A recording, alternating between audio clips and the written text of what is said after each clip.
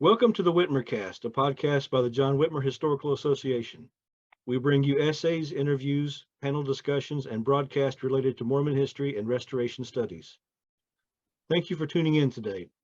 My name is Jason Smith, and I'm a student at Chicago Theological Seminary, and I'll be your host for today's episode. And we have a great episode lined up. We'll be talking with Ronald V. Huggins, author of numerous books and articles, including his newest work, Lighthouse, from Signature Books, which tells the story of Jerald and Sandra Tanner. As a special treat, we are also joined by Sandra Tanner, the star of the new book. If you would like to join JWHA or visit our entire backlog of episodes and journals, go to jwha.info. With that out of the way, let's get started. So Sandra, I don't think you need any introduction for most of our listeners. They'll be very familiar with who you are, and your life and work speak for themselves. But Ron, can you tell us a little bit about yourself? How did you start this research? In terms of the book or in terms of Mormonism, or what do you mean? Talk about your interest in Mormonism and then in the book specifically. Okay, well, just very quickly, while I was growing up, there was some rough spots in my family, and there was a Mormon family that pretty much embraced me as sort of a son, really. I mean, it's a large family with an older patriarch and matriarch and several daughters, and then my friend who had been a schoolmate. And, basically I could stay at any of their houses as long as I wanted. It basically just folded me into their family. They were a very rough and ready kind of folk Mormon family. I remember the father one time telling me, if you ever feel the wind coming from the east, the Lord's returning. I mean, and he had displayed his journal of discourses proudly on the mantelpiece, or at least on some kind of bookshelf up there.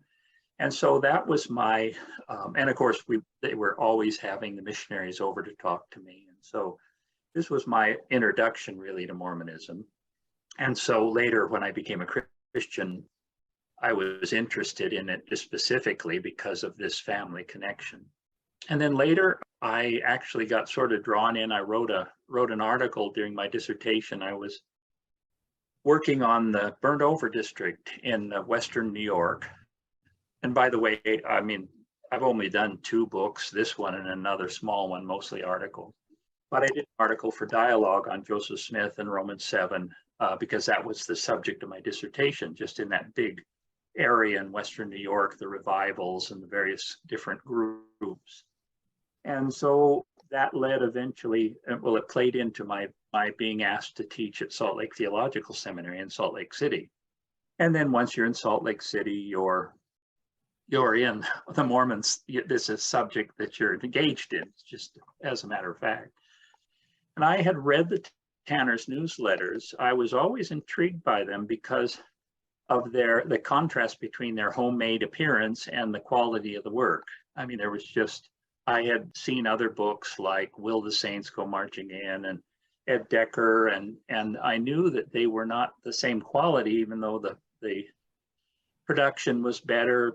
More evangelicals read them and trusted them.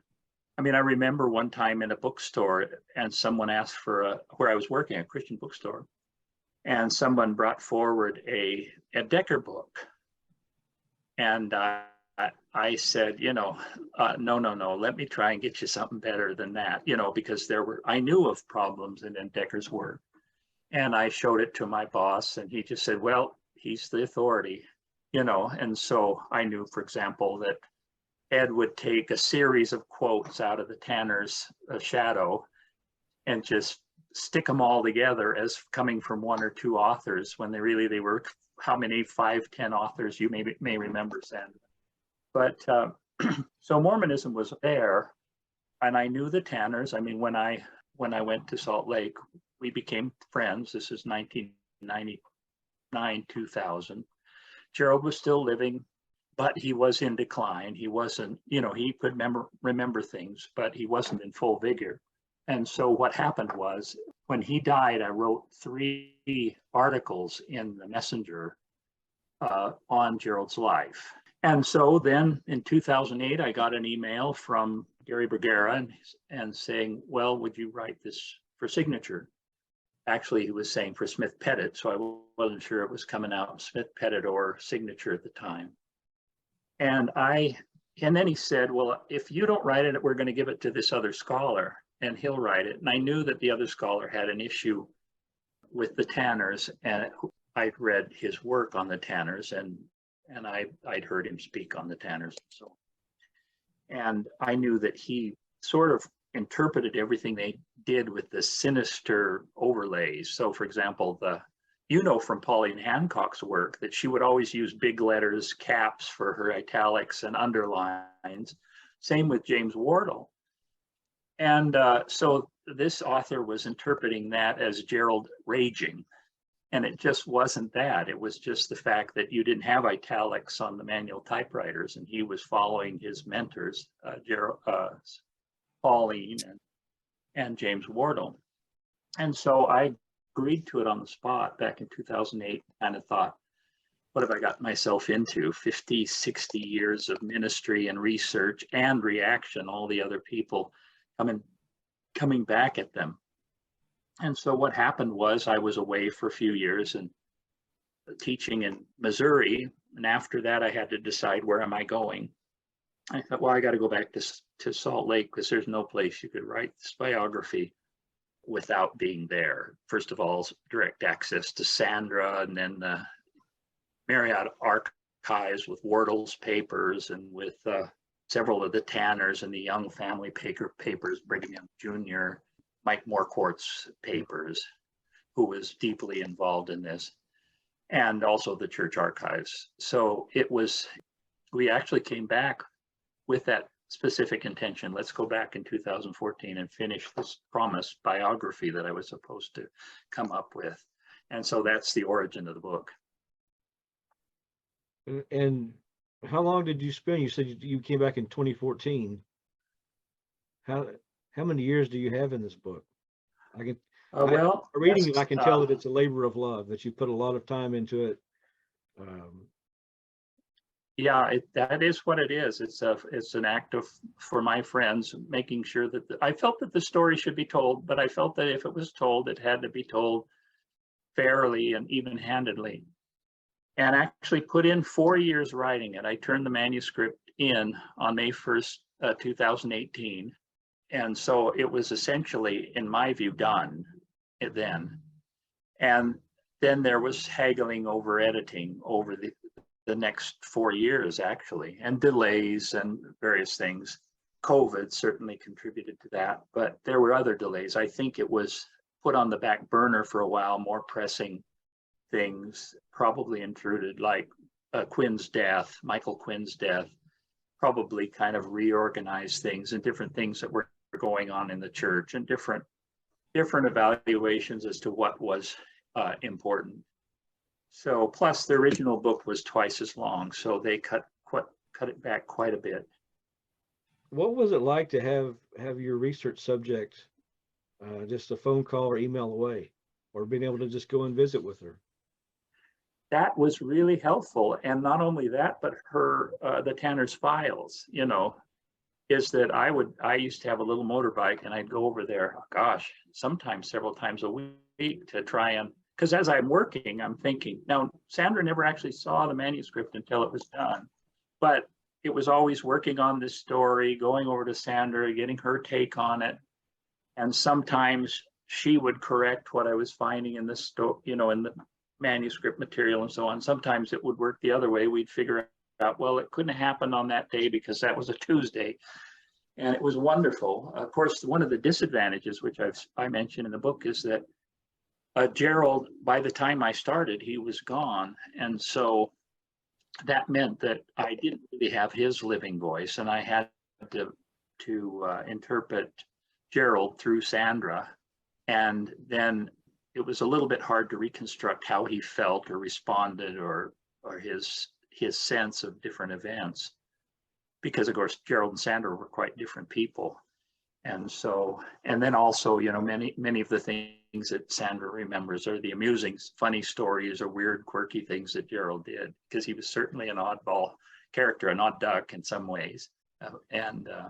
And so that was a challenge, but it was great to have, I mean, couldn't have had a better occasion, a better setting for writing the biography, because number one, I wasn't under anybody's control.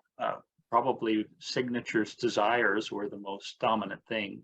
I could write what I felt like, and Sandra didn't try and intrude with that. She just helped and remembered and would tell stories, and then I think, oh, that story goes great over here. And unfortunately, by the time I turned in the manuscript, well, even now, all the stories, I'm always still hearing new stories. I heard a new story about Pauline from Sandra yesterday that I'd never heard before. So anyway, that's the story. Well, Sandra, I really enjoyed the book, and it really presents a very kind of holistic view of your life. I mean, it really talks about the humanity of what you guys went through, your struggles, and it deals with some things that maybe aren't as pleasant to reflect on. You know, Jerald's Alzheimer's and his decline, some of your father's struggles, and some other things that are mentioned in the book. What was it like to be the subject of a book and just lay all your cards out on the table and trust that the story would be told faithfully? Well, I was very relieved that Ron was the one chosen to do the book because we were so controversial through the years that it was nice to entrust all your papers and open the access to everything to someone that you knew as a friend, but that was intent on being fair. And I never wanted to push Ron in one direction or another. I wanted him to tell it the way he saw it. And I knew he would, that friendship would not stand in the way of truth. And I trusted him to do fairly with some very intimate struggles in our lives. And I think everyone, when they read a biography, wants to feel that the person writing it is looking at both sides and trying to be a fair observer of the events and not trying to sway you to see something from this way or that way. It is a little strange to open your whole life to someone. I let him go through old letters and papers and files that no one else has seen, and but I trusted him with all of that. So I was very pleased with the way it all turned out. There are a few stories that I would have liked to have seen in the book, but when you take a 700-page manuscript and cut it down to, what is it, 350 or whatever, you're going to lose some stories. But that's okay. I was happy with the ones that appeared in there, and hopefully people will see that it is an honest effort to look at our career over. I mean, covering 60 years is a big job for anything. And I can say that his fairness really comes through in his writing.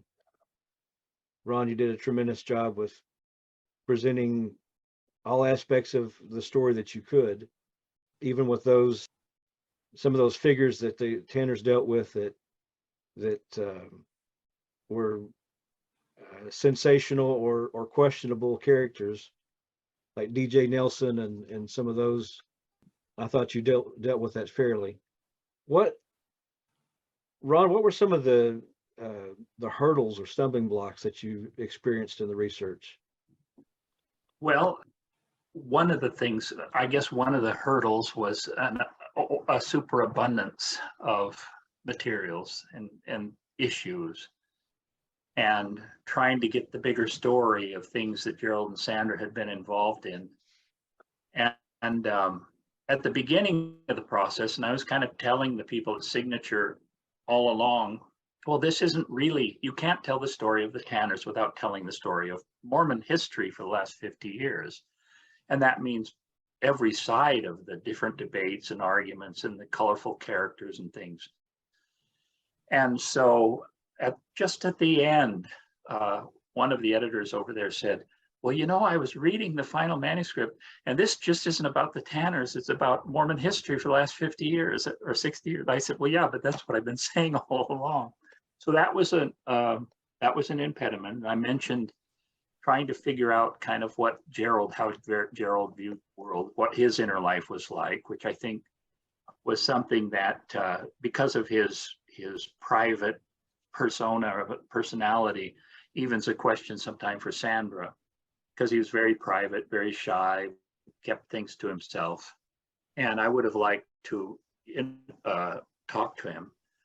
Choosing stories was a little bit challenging sometimes because there were so many. I mean, there's literally hardly anything that of the major issues, the Book of Abraham, the changing of the Revelations, polygamy, racism, everything that the Tanners had their hand on, I mean, had a hand in, and knew the major players. So, you know, Mark Hoffman would come down to the Tanner store, and so there's stories there. And so there's just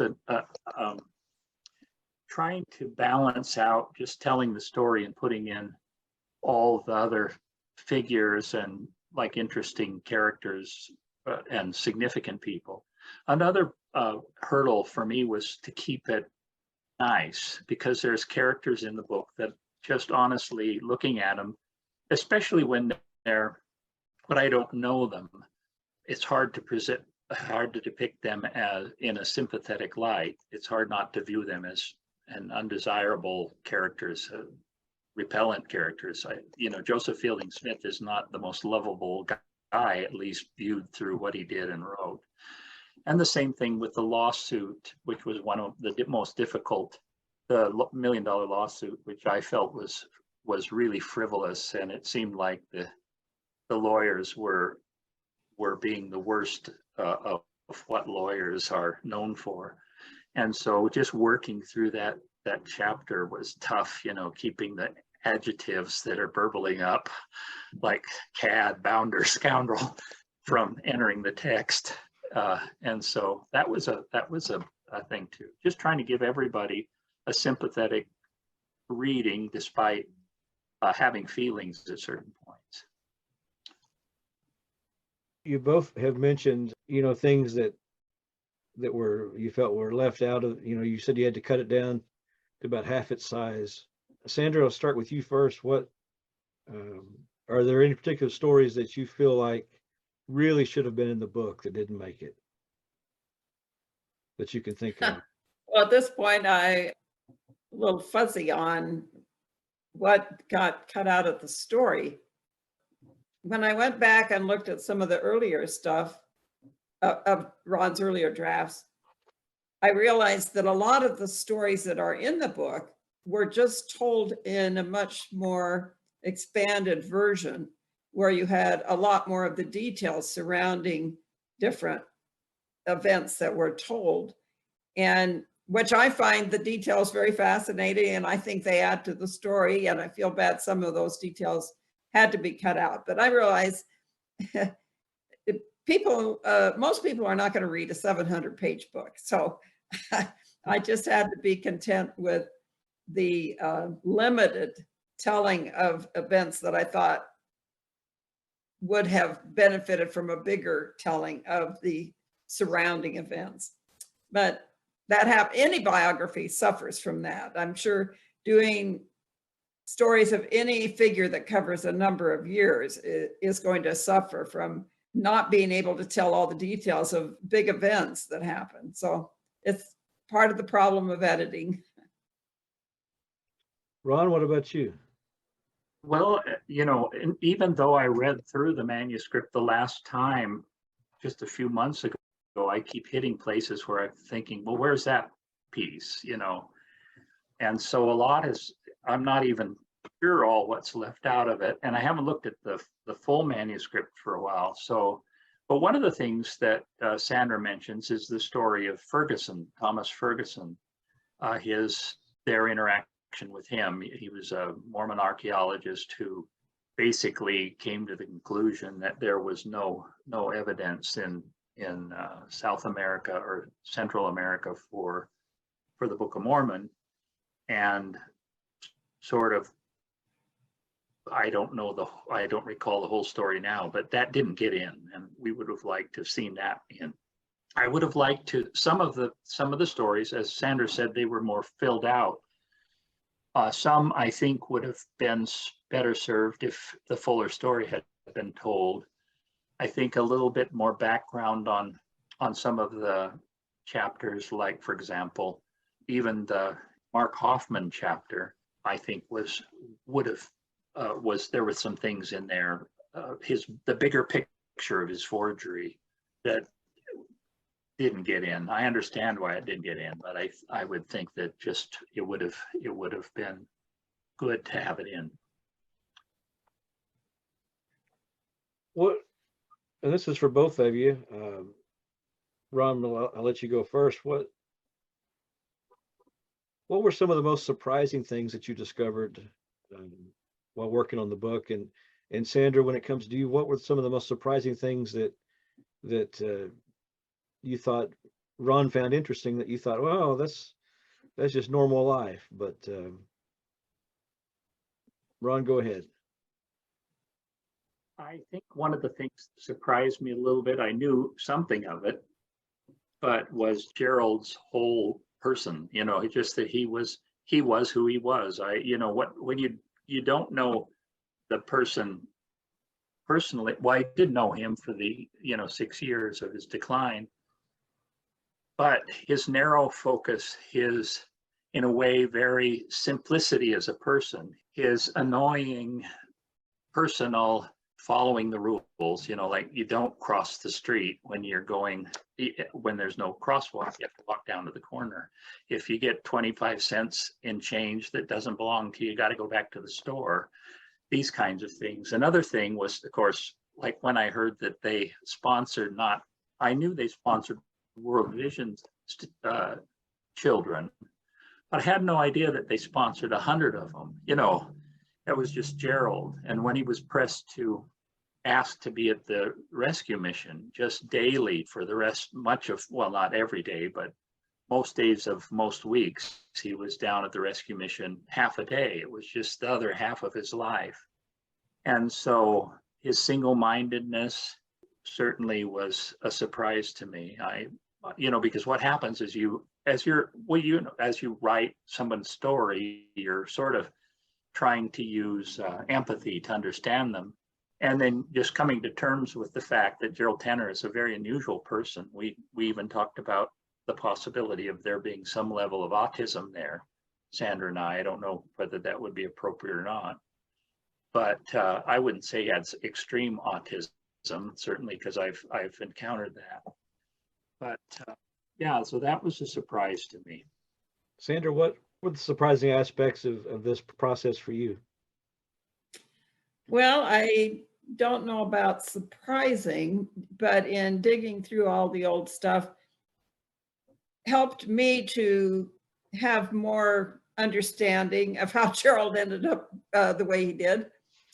And some of that was, I believe, in the original manuscript, but things that would explain how Jerald's life developed. Like early on, as a young child, he had severe eye problems. And back before contact lenses in the dark ages, Jerald wore the first kind of contact lenses. And they are the size of a quarter. I have these, I showed them to Ron, but they're the size of a quarter and fit the whole front of the eye. And the doctor had him wearing these big contact lenses because they hoped it would stop the deterioration of his eyesight. Otherwise, his glasses would be like the bottom of Coke bottles, just real thick. And so he was not encouraged to read or to do scholastic material for fear that he would strain his eyes and they would deteriorate further. Now, I don't know if they would have, but that was the family's understanding. And both Jerald and his mother had told me at times about why he wore contacts was not just to get rid of glasses, but that it was presented to them by their eye doctor as a means of hoping to stop his eyes from getting worse. So he was not encouraged to read or do scholastic things. And then he got in high school, he got into magic and magic performances that he'd do at school functions and things. but I guess he viewed it as not using his eyes as strenuously as if you were reading books all the time. Doing the magic shows as a teenager is an interesting problem for him. Why is this very shy, reticent guy doing these stage performances? So I don't know. It was just interesting going back over his life. And then another thing that shaped him was that he had this problem of excessive sweating in his hands, which made him reluctant to shake hands with people. And I think that fed into making him a more private person as well. When we'd go to church, he'd stuff all these handkerchiefs into his pockets. So he would kind of look like a chipmunk with his pockets bulging out, because he'd want to wipe his hands off before he would shake hands. And we always went to a small church, and I didn't think about it at the time, but this all must have played into that. If he went to a big church, there would be much more emotional trauma and being put on the spot, visiting with people, which would mean his hands would shake, would sweat more. So these all, I think, encouraged him in his more reclusive sort of habits of staying away from people. In fact, this led to a situation where Jerald had gone, this before the internet, Jerald had gone to the library and researched why you would have sweaty palms and what you could do about it. He found out there was a doctor in Sweden that did surgery on this. And they did it in the United States, but it was more costly, and insurance companies didn't usually cover it because it was considered elective. But he found this doctor in Sweden, and $6,000 to have this minor surgery done to stop the sweating in the hands. So he had inherited money from his folks. And by the way, that's why we were able to afford for a short time, for a few years, that 100 kids through World Vision was because of his folks' inheritance. But Jerald came to me one day and he says, it's going to cost $6,000 for me to get this surgery on my hands in Sweden. So if I give you $6,000 for a trip to Europe, would you consent to me going and having this surgery on my hands? And for a trip to Europe, sure, I'll okay that one. But it shows the depth of the concern it was for him to be in public and shaking hands with people.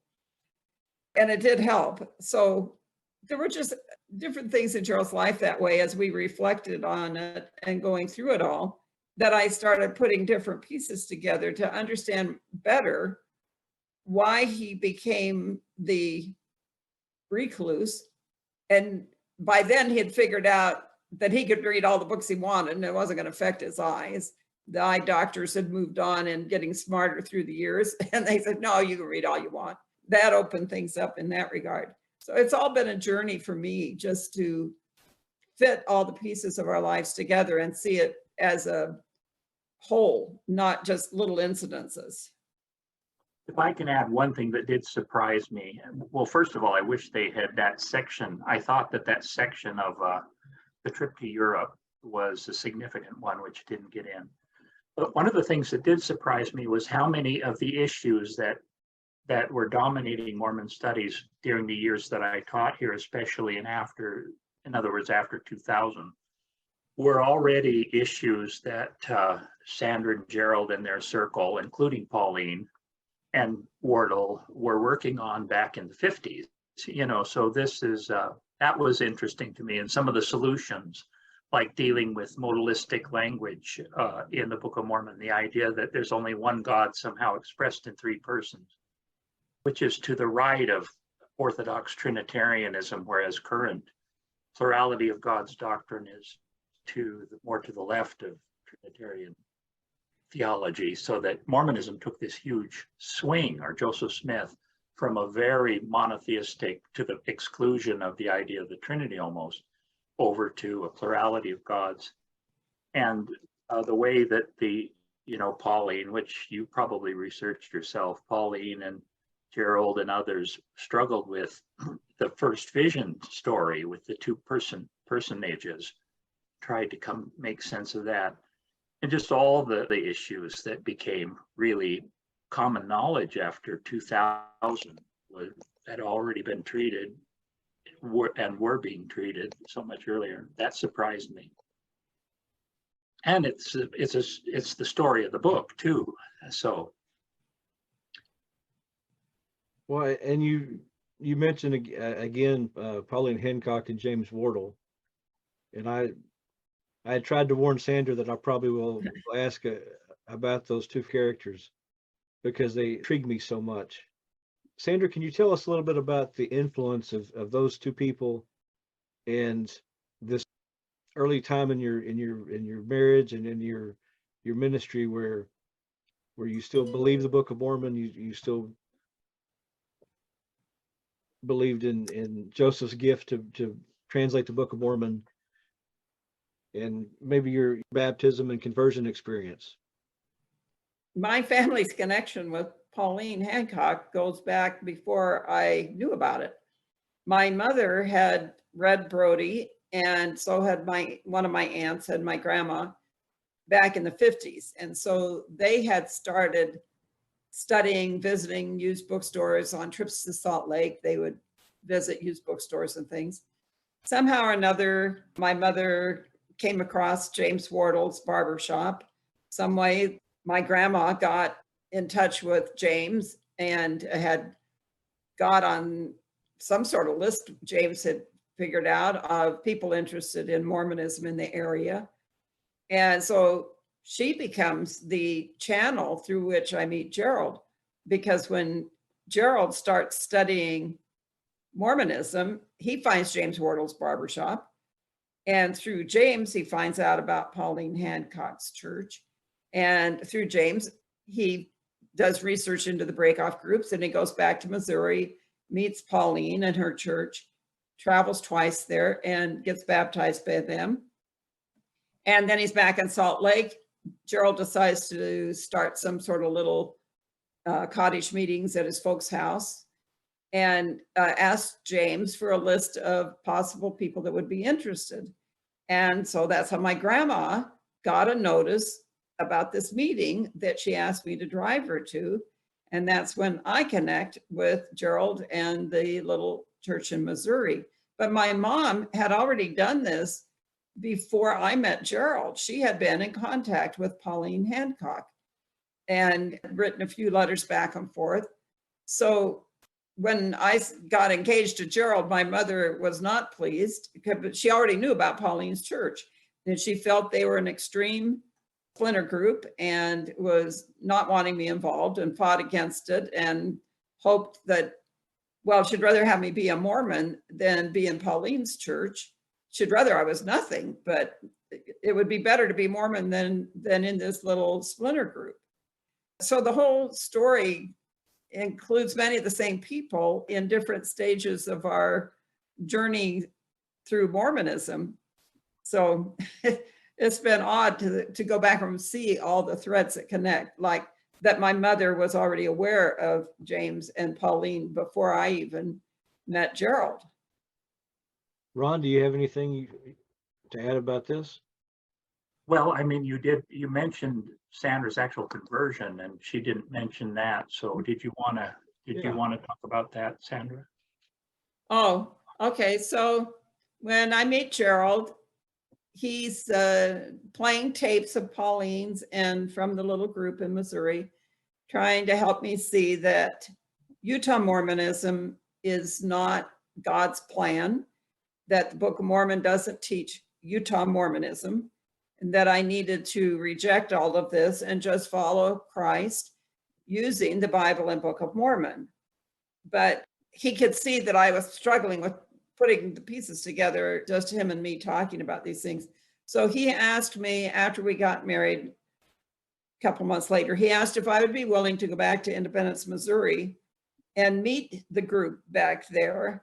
He felt this would help me understand the spiritual nature of what he was talking to me about, not just facts, but to experience what it means to be with people that really put Christ first in their lives.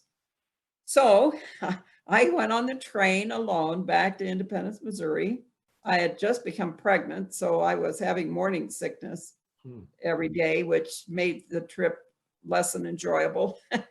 But meeting Pauline and the group there was transforming. I hadn't been around people that centered their lives that much about Christ. And to go to prayer meeting with them was so impactful. They're in their basement church. They had theater seats. And when they'd have prayer time, we'd all kneel at those fold up theater seats and pray. And when they prayed, they all prayed at the same time vocally. And so you just hear these voices all across the room, lifting their hearts to God in petition. No one paying attention to the person next to them, what they were saying, each one just seeking God like no one else was in the room. But kneeling there, listening to the different people pray, you could see the genuineness of their worship. And it was an approach to God that I'd never experienced in Mormonism. It was so personal and real and non-pretentious.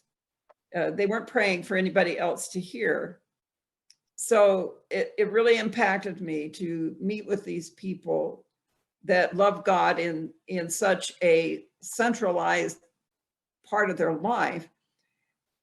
Through that, I started to have a deeper desire to follow God like they were doing.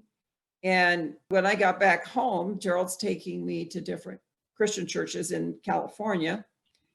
I was having a hard time with the idea of grace and works. I think most Utah Mormons do, probably others as well. But I mean, in Mormonism, in Utah, it's especially hard because there is such emphasis on performance as part of what makes you right with God. You have to perform all the rituals of Mormonism to have a right standing. And these people were all just focused on your relationship to God and working out through your life, a life honoring to God. But the honoring to God didn't make you more saved. It brought you into closer relationship to God. So going to these different churches, trying to figure out what's the difference between what Joseph Smith did and what the Bible says, and the Book of Mormon for that matter. Listening to a Christian radio station one day, the minister came on preaching from 1 John chapter 4. Herein is love, not that we loved God, but that he loved us and gave his son as a propitiation for us.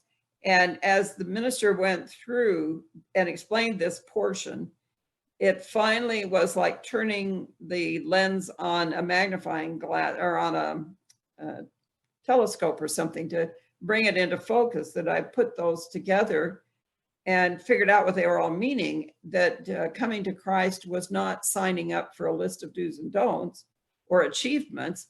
It was throwing yourself on the mercy of Christ, that I should be impressed by the wonder that God loved me first and reached out to me.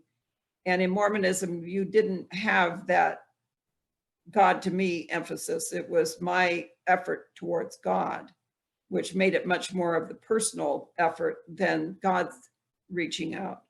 So it was through that radio program that I accepted Christ as my Savior. But Jerald and I still believed the Book of Mormon, both as young Christians trying to convince the world that what they needed to do was throw out all of Mormonism, just keep the Bible and Book of Mormon.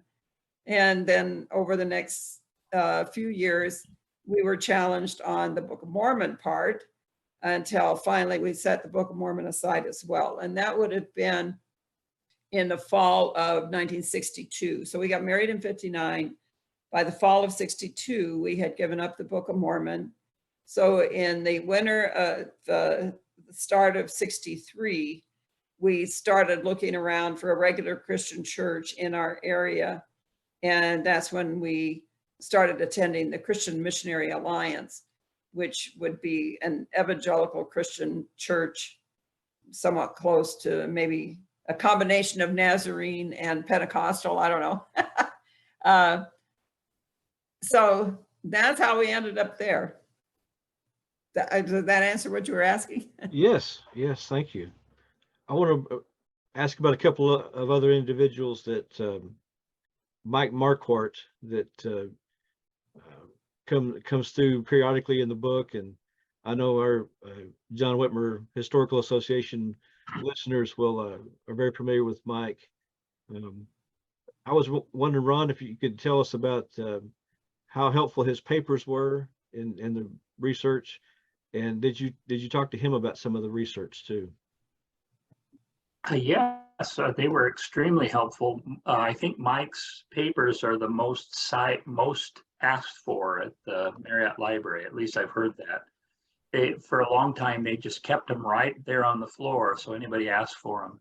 His papers are so comprehensive that I think there's, well, I don't even know how many boxes. I probably lost track at 96. But so, yes, I talked to him several times. I talked to him, because like you, he was interested in Pauline Hancock and knew Pauline Hancock, had been back to her church. And by the way, your contribution on Pauline Hancock was pretty foundational for my being able to get a handle on her too. I'd hoped to kind of fill out some of the details, but I think that was an important work. Mike was, he came into the story so often that I needed to contact him quite regularly, and he was always very expansive in offering recollections.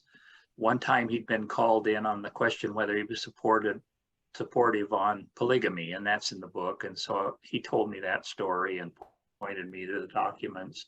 He had experience with Mark Hoffman. So Mike is a major source of the biography. Mike also knew the Tanners. It's a funny story, I didn't get in the book, about how Mike got in touch with Wes Walters first time, and where he just sort of showed up in the middle of the night on Easter morning, calls Wes, "I'm here," and then and then that was the beginning of a long career. One of the things I don't know if people know is Wes. Did you know Wes Walters? I didn't. Well, Wes was given some additional money to pursue his Mormon ministry to Mormons, which was a special area of interest to him. And so he used the money to buy a couple of little Apple computers to give to people who he thought would be promising and who would probably be effective in the unfolding study of Mormon history. And so one of the people he gave a computer to was Dan Vogel, and the other to Mike Marquardt. And I always was impressed by that, because there couldn't have been a wiser investment than giving those two guys computers. Yeah. I remember when the first vision, when the account of the 1832 account of the first vision partly in Joseph's own hand, was just becoming available. And Mike was eager to reprint Joseph's early diaries. It wasn't actually in the diary. The church, I think who was it? Dean Jesse, I think, who was doing the diary, the early diary, and he was saying, "Oh well, it'll be years before we can get this thing done." And here Mike was collecting pictures. If there was a newspaper article, somebody showed the diary, he took he got the picture and was transcribing. So there's big sheafs of Mike's work, and Mike could have got it done for you in a month, but as it happened, he had to do it bit by bit, and he ended up publishing the diaries first and through the Tanners. So yeah, Mike is a big player and a big source, both his papers and another thing, Lamar Peterson's papers, James Wardle's papers are also pretty extensive and were very helpful. And I want to ask you about one more character that is mentioned in the book, is kind of infamous in Mormonism, and that's Ed Decker. And this is, both of you can answer this question. I'll start with Sandra. What do you think sets your ministry apart from other ministries like Ed Decker's Saints Alive ministry, as far as your approach and your methodology? Well, Jerald was always more careful one of the problems we had when we were first doubting and researching was we saw this problem in what there was of critical material against Mormonism, that much of the material that came from these different small Christian efforts to put out tracts or pamphlets or whatever was, for one thing, they all were addressed to Christians, not to Mormons. And so it's a little different argument, because to the Christian, all you have to tell them is Joseph taught plural gods, and the Christian's going to be through with Mormonism. To a Mormon, to talk about plural gods, they're like, okay, yeah, sounds good to me, so the directions were different. We were looking for something written for Mormons, but then the problem was those that were written to the Mormons often had mistakes in them, where they weren't careful with the references. And this was true of Walter Martin, who was just coming on the scene in the 60s. And there would be a statement made that was maybe an accurate quote, but not careful to get the right reference. So, or exaggerate something that when you went and looked it up wasn't quite as sensational as they made it sound. So early on, Jerald wanted to make sure that no one could come back at us by saying, you didn't look up the reference. You didn't see that quote someone was using was out of context, or was misused, or misrepresented, or mistyped, or misidentified. And we found it discouraging when we came across those things. So we wanted to make sure they weren't in what we put out. We wanted it so that a Mormon went and looked up our sources and couldn't come back and say, you misrepresented that, you lied, or you invented that. We wanted the references to be accurate. And I found, unfortunately, with some of the critical Christian groups springing up through the 60s, 70s, 80s, there wasn't always the same commitment to make sure something was accurate.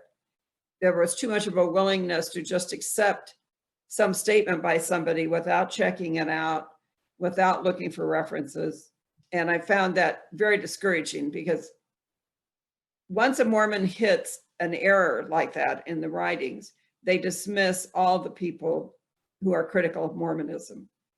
We didn't want to add to the problem. We were trying to solve problems, not create more. Ron, the same question to you. What do you think makes the Tanners and the Utah Lighthouse Ministry stand out from other ministries and critics of Mormonism? I mean, one of the, certainly Sandra's is the central issue. The thing that made them stand out for me, well, the first time I think I became aware of Ed Decker was back in 1980, when I think 1980 was when the Godmakers came out. And I was living in Idaho and working at a Christian bookstore. And we had, of course, Decker's books and others. And the Godmakers had come to town, and it made a big splash. I mean, they played it at the university, and there was lots of people there, and there was lots of Mormon missionaries bearing their testimony and doing all that. And yet, so it was a puzzle for me. Here's these people who I knew were careless. I mean, I knew Ed was careless, and I didn't like it, because I felt like Sandra does it, if it's important enough to do, it's important enough to do well. And so there was a sensationalism. That's another issue. The Tanners aren't sensational. Basically, they lay out their research, and that's what you get. And again, it's more focused on communicating with Mormons. Many of, because of my connections in the past with this Mormon family, I didn't find snide, cocky, and inaccurate information presented about Mormons amusing. I didn't find it helpful. And when it was erroneous, when it was false, I found it less than helpful. And having also this background when there was a period, especially during the earlier 2000s, where many Mormon leaders were sort of trying to deny basic Mormon teachings, like Lorenzo Snow's couplet, or at least cast a shadow of doubt over them. I also knew that wasn't true, and I knew that Christians who were trying to make inroads with communicating with Mormons on that route, that wasn't going to be a long-term solution either, just sort of pretending that the church never taught what it definitely taught. Better to just admit what it taught and deal with that. So in all of that, it seemed like the Tanners were a stable continuum through all those years where, many Christian books I felt that were written about Mormonism for Christians were more for scandalizing Christians and titillating them than they were for helping anybody or bringing out truth. One of the things that was difficult in the book was, for me, was even still as an evangelical, I hesitate to, Walter Martin and Ed Decker are my guys, and yet I give them a pretty hard time in the book. And I hope that's kind of in the tradition of the Tanners, because they were clearly in the wrong at certain points. And I expected, or at least I foresaw the possibility that the publishing it with signature might be viewed as a betrayal. Some of my friends hold Tanner and Decker in the highest esteem. Not Tanner, I'm sorry, Walter Martin. And of course, I had read Walter Martin early on, and I didn't know about the problems. Actually, I didn't know about some of the problems until I was doing the research for the book. Just factual problems and procedural problems that led to endorsement of the Lucifer God doctrine, the idea that in the temple, when they said Pele-el, they were saying, what is it, marvelous Lucifer or something like that. What was the actual phrase? I can't remember. Oh, wonderful Lucifer. Right, oh, wonderful Lucifer, and seeing that whole story. And the first edit, which wasn't done in-house, played down some of the critical comments of people like Joseph Fielding Smith. And to try and, it provided butt cover for LDS leaders, but left Walter Martin and Ed Decker and people that I was critical there, left them, of course, intact. The criticisms there. And I said, come on, guys, if your guys are being jerks, I've already talked about my guys being jerks. You have to, be even-handed, you can't sort of paper over Joseph Fielding Smith's racial statements, things like that. And once we got over that bump, and I don't know who they got to edit the first edit, but I've heard that they even think that it was a non-Mormon, but in any case, it was someone with hostility toward the Tanners that worked through the whole first draft. And so ultimately we got a better balance with Joseph Fielding Smith and his, all warts and all, and with Walter Martin warts and all, and Ed Decker. Well, I can say, as someone who's read the book and knows the reputation of the Tanners, the theme of the book to me seems to be this real dedication to the truth.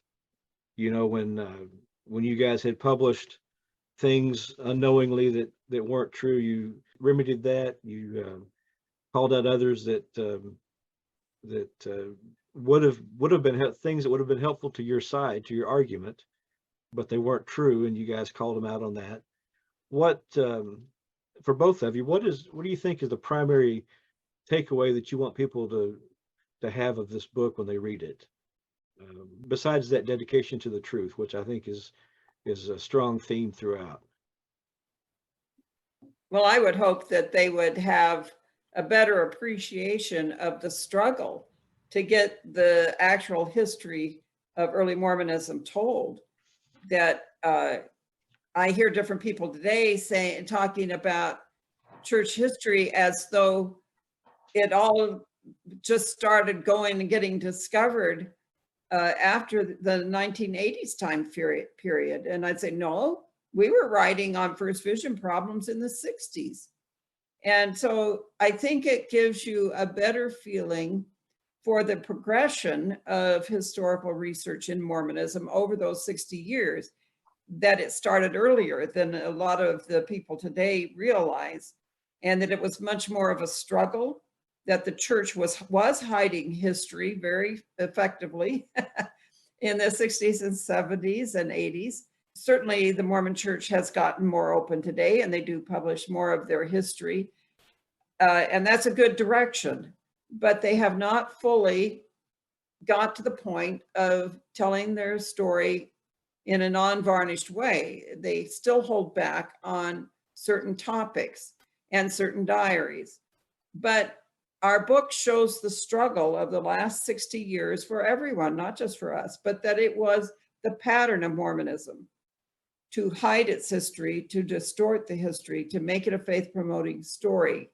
And I think the book shows the evolution of Mormonism's handling of their past and how they've been forced to be more honest and straightforward with it.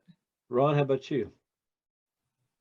Well, one thing I think is the thrust of the book, which I'd hoped it would be. I mean, the issue of God is a key issue in the Tanner's life, and trying to find God and trying to find first the true church, and then moving beyond that idea and finding Jesus. But one of the things you'll notice, and this is not only in Mormonism, but people who depart from the religion or the views of their background generally tend to just jump over to the other side. So someone described, if you scratch the paint on a theological liberal, you'll find a disgruntled fundamentalist under the paint. And that's really true. So what you have in Mormonism, you have people, they begin to see problems with the way the church has been handling history. Very often the problems are greater for them to be lied to about that history than the problems of the history itself.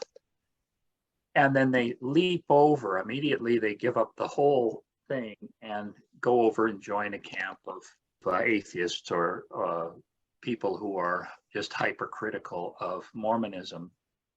And without really thinking about the fact that the question of God and our relationship with God is a universal question. It's not something tied particularly to the Book of Mormon. And so, for example, if some little group comes along with some holy book like the Shakers had, and that turns out not to be true, that doesn't mean that the obvious answer is that God isn't there. It's just simply that they were waylaid. And I think the Tanners modeled the commitment to truth, modeled the way to approach that whole question. And Jerald and Sandra had enough independence as individuals not to do the leap. I mean, there are all the time you see, I have friends who jump from one thing to another and try and get me to jump with them. So they'll see the problems in evangelicalism or Southern Baptist, and then they'll jump over and become Eastern Orthodox. Or they'll see the problems in Catholicism and jump way over and become something else. And rather than work their way from wherever they were to wherever they end up. And I think, and it's almost a group thing. You see it happen politically too. People leap from Republican to Democrat or from Democrat to Republican and aren't able to say, well, I can go this far with you, but not further. So when Jerald's reaction to John Whitmer's tract first was a natural one, throwing it down, but then working through the issues until he first of all looking for the real true church, and then finding that it really wasn't about the real true church, it was about God. I think that's a thrust in the book that I'd like to come through. I wouldn't like to lose, on the one hand, it's a history of research and of struggles in that terms. And on the other hand, it's the description of two people finding their way to God and trying to be faithful to God. And there's no way that you can really take them apart. And so that's my answer. Are there, besides Mark Wart you mentioned, are there any other collaborators or especially helpful people that really assisted in your research that you want to give a shout out to? Yeah, I mean, there's many people that in the introduction there, I mentioned several people. The Mormon history page was a great place because if I needed to get, say, Brent Metcalf's recollections or his thoughts on a particular subject, he was always helpful. Also, Chris Filakos, who was in Utah at the time, who now teaches at Wheaton College. Chris and I go way back, and Chris, and I think he was the one who introduced me to the Tanners were back in around 1980, and he'd written an article for Moody Monthly magazine about them. So he was always ready to give me his recollections. Let me think of other people. The question, I'll probably forget to mention people, so I would recommend looking at the introduction. But Shannon Flynn was helpful in certain answering questions. Michael Quinn helped a little. I don't feel that he was sympathetic towards the project, but he did help in a couple of places. I don't know that he was very happy about helping, but so I talked to Kurt Bench about some of his recollections with the Mark Hoffman thing, Ann Wild, who Ogden Kraut's polygamous wife, about the polygamy issue. Just really a lot of people. And one of the issues is that and Dan Vogel, of course, is always helpful either in his work. So, I mean, I already knew so many of these people, so and I'd write emails, and I don't recall how many directly contributed to the book, but certainly much more than is in the current book. That's one of the reasons I wanted to be out here, even though I can access things online. Brent, though, was a great help with the handwriting issues in terms of the Spalding theory, which is the idea that the Book of Mormon was written by Solomon Spalding. And also he was helpful with the Book of Abraham stuff. So those are a few people that were helpful to me. Are there anything that we didn't talk about that you either of you feel is important to the project that you want to mention? Well, I don't think of anything right off. Seems like we covered quite a bit. Yeah, as soon as we go off the air, I'll think of something. Right? Yeah.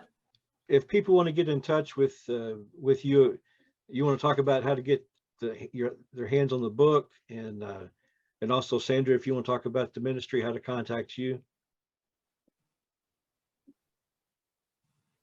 Go ahead, Ron. Well, the book's available on Amazon, or you can order it from utlm.org, which is Sandra's Utah Lighthouse Ministry.org, UTLM. And you can order it there. And you can get signed copies if you want signed copies. Sandra and I signed both of them. Both of us signed them. Hardback just finally came out day before yesterday, after it was supposed to be out in July. And there was a delay, so now it's available too. And paperback and Kindle's very cheap. It's $8.99, I think, or for the book. That's what I bought. I haven't actually seen my copies yet, but anything to add, Sandra? I don't remember now what all the question was, other than the availability of the book. And yes, it's for sale on our website. Also on our website are our past newsletters, and it would have the 3 newsletters that Ron wrote years back on Jerald's and my beginning relationship and how we met Pauline and went to her church and all that. So, which is a little more detailed than came out in the book. So if you want more on that early aspect of our start out of Mormonism, look up the 3 newsletters on our website at utlm.org. And there's all kind of information there besides ordering books. Well, I want to thank you both again for coming and joining me today. It's been a very interesting discussion for me, and I think that others will find it helpful too.